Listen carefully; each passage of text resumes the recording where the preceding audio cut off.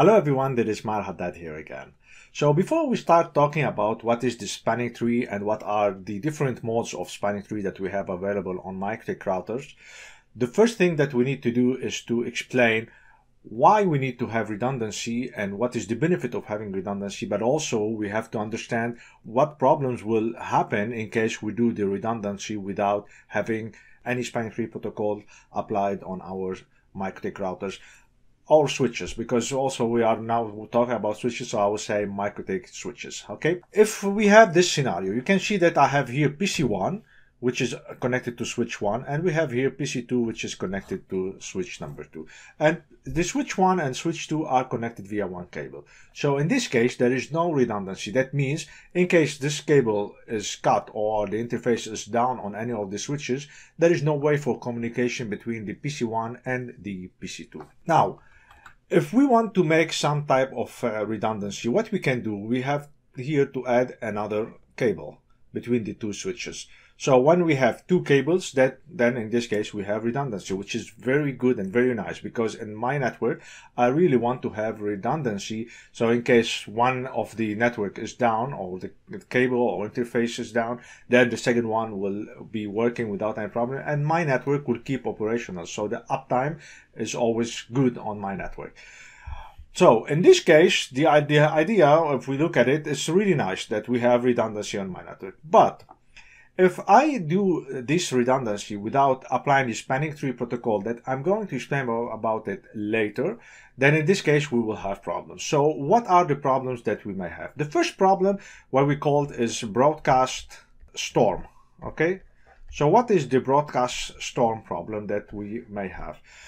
Let's think that we have here PC1 and this is PC2, and PC1 wants to send a frame to PC2. When we talk on switching, we are talking on layer 2, then we say frame. Packet is on layer 3, because in this case we are working on IP. So when we talk about the MAC address communication, in this case we are talking about frames. So one PC1 wants to send a frame to PC2. Then he doesn't know what is the MAC address of PC2. In this case, he will make an ARP request, and that's something we know from the network basics, because the PC needs to know what is the destination MAC address. Then the ARP request is being sent from PC1 to the switch, and the ARP request is a broadcast. Okay, so the type of the ARP request is a broadcast. And we know also from the network basics that when the broadcast comes to the switch will send the broadcast from all its ports, unless the port that it has been received from. So in this case, it has received the broadcast on this port, then it will not send it back, it will send it from this port, and it will send it from this port. So then in this case, the broadcast arrive here on this and on this port of the switch 2. Then the first one, let's take the one we say that is first and that is the second. So when the first one arrives to the switch, it's a broadcast. Then also we send it from all ports unless the port that it has been received. So the first one will be sent from here and will be sent from here. And then the second one, which has received on switch 2, also it's a broadcast. Then it will be sent from all ports unless the port that it has been received. So it has received on this port, then it will send it from here and it will send it from here. Then this arrived to here. And also switch 1 do the same thing. Also it will send it from all ports unless the port it has been received. So in this case we have here a loop, and it is a broadcast. And you can imagine when you have a broadcast on your network, then all your network is down. Now someone can come and say, well, okay, we have a broadcast storm, that's fine. We understand that the whole network is not operational, but we have something we call it TTL, time to live. TTL, then we know from the network basics, then when the TTL, every time it's moving from one hop to another, it will decrement, and then when it's 0, the packet will be dropped. The packet will be dropped. And here I have to say that TTL works on layer 3, and that is for the router and not for the switching. The switching doesn't have a TTL. That means then when the broadcast storm happens and there is a loop, then this will continue for indefinite time. So that means it will stay always. And this is a big problem, because in our case, my network will be down. It will never be recovered unless you take out one of the cables. And that's the only thing that you can do in order to solve the problem if you don't apply again the spanning tree protocol. So again, TTL is on layer 3, it works on routers. So every time it jumps from one router to another, the TTL will decrement.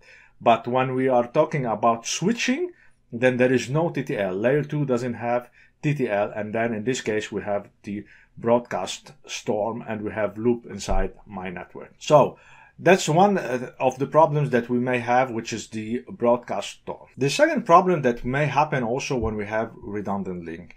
So we know now about the broadcast storm. The second point is when, for example, PC1 wants to send to PC2 and he knows the destination MAC address, so there is no ARP request in this case. Then he will send the frame to the switch 1. Then in this case, switch 1 will send it via this port and will send it via this port. And it will arrive to the switch 2 via these two ports. Then what we have here as a problem is that the switch 2 will receive multiple frame copies. So multiple frame copies. And that's also another problem, because we want that the switch receive only one copy of the frame, because in this case PC1 is sending one copy of the frame to the switch 1, and then switch 1 needs to send only one copy of the frame. But switch 2 is receiving two copies because we have a redundant link. Then also that's another problem that we may encounter in case we don't have spanning tree protocol configured on our switch. So now let's check what is the third problem that may happen when we are working on a redundant switching environment and we don't have spanning tree configured. The third problem, what we call it, the MAC address instability. So what does it mean in this case? Let's say also PC1 is sending a frame to PC2. Okay, so it's sent to switch 1. Then in this case, switch 1 will send it from this port to here. And then the switch, he has the MAC address table. And we know the MAC address table is normally, it puts here the source MAC address. So that is the source MAC address, and it puts the port. Okay, so it says, all right, I have received a frame from switch 1. Then it put here the source MAC address.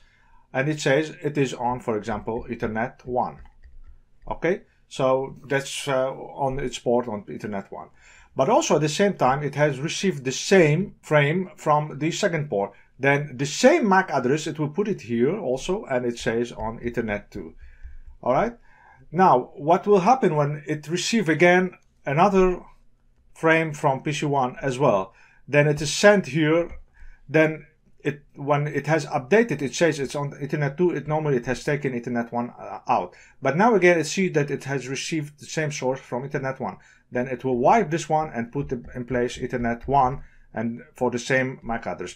But then it receives another time from this port. Then it will wipe Ethernet 2 and Ethernet 1 and put in place Ethernet 2 for the same MAC address, and so forth.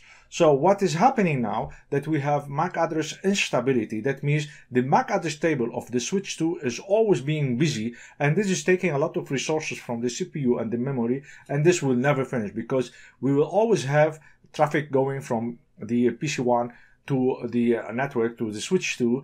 Okay, and in this case, MAC address table will be always updated, and this will make a big problem also for our network, and then our network will also be working slowly. So this is the third problem, which is called the MAC address instability. So as a review, we have a problem with the broadcast storm, and that's in case we have, for example, ARP request, or we have the STP request. Then in this case, there is a broadcast happening in my network on the layer 2 environment, and this will make my network not working. And we said also that we have also multiple copies of frame received, and that's also another issue that we may have. And the third one is the MAC address table instability, because the MAC address table on the switch will always be updated once it received a frame from the different of its port. So with those three problems, we have to find a solution. So there is one solution which we take out the cable and we put only one cable. But in this case, there is no redundancy. And what we want to have redundancy, but also we don't want to have problems. And this is where the spanning tree protocol comes on layer 2 to solve for us the problems. And this is what I'm going to explain about it for the whole course, that we need to use the spanning tree protocol when we are working on switching on the MikroTik, but also on any other brand, because spanning tree protocol is an open standard protocol. That means it works on different brands, and it used the IEEE 802.1D. So this is the reference number of the spanning tree protocol. And just to say that spanning tree protocol is a very old protocol. It was created in the 80s. And we will see later that it was very slow, and there is a new version and to be faster, and all those things. I'm gonna go through that in my course. So this is what I wanted to show you in the first lecture about the problem that you will have when you have redundancy on the switching without applying spanning tree protocol. So I hope that this lecture was informative for you, and I'll see you in the upcoming lecture.